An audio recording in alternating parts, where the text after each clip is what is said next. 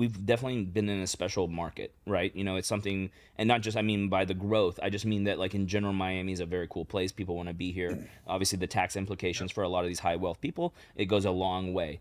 Seasons, you know, you're not dealing with any types of winter. As you said, I have a lot of clients that come from New York and Chicago, and for the most part, you know, the conversation pre-COVID was like, oh, I want my second and third home. Yeah. And now it's like, oh, I want to live here full time.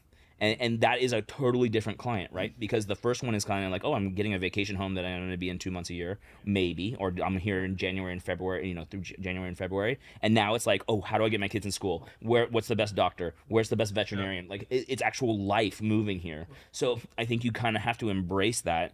And I know, Riley, you've seen that like completely change in the Grove, seeing like how the market has changed in the Grove. Absolutely. But I think even in your perspective, you know, like you do a lot of business on Fisher Island. Yeah. If you go back, what was Fisher Island 6-7 years ago? Right. Then how that, because it was truly a second home place. Yeah. Right. That's all it They had was. a little school. They had a small infrastructure. Yeah. And now, fast forward, now half your clients are moving here to be here year round. And you know, to talk about the school became a selling point on Fisher Island. They put so much money into the school because they realized that people were coming down here to stay more full time, and that the school needed to be up to snuff to compete with, you know, Ransom and Gulliver and the private schools. It's a private school, but now it used to be, oh, anybody could go there if you're in the 33109 and 333 what's the other? It doesn't matter. but the Miami Beach zip code, 39. you could go there. Yeah, 39, thanks.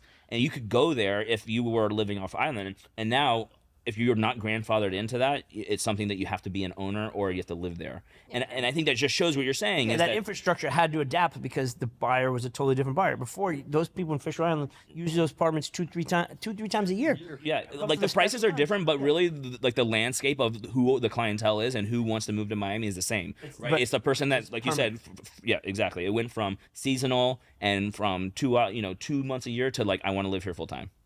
Yeah, it's pretty. I mean, and that same narrative can be said throughout the areas that we work.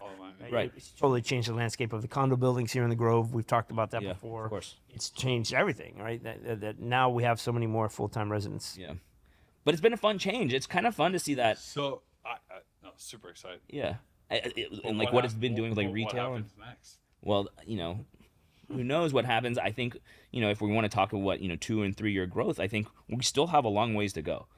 Of the people moving here. I mean, I think we're going to still continue to see a high amount of population, migrate here from these colder climates and from these high tax states. You know, we're starting to see more and more people move from California too, and they have great weather all the time, but you know, their taxes and whatever reasons I'm not going to get into are moving here, and I think we're going to have an inventory problem. We already kind of see that now, but that's why we're seeing like the Mercedes-Benz building, and we're seeing Austin Martin, and we're seeing the Four Seasons going in Coconut Grove now. So I think we're seeing this huge influx in condo life, which actually brings up something similar from like the people from New York.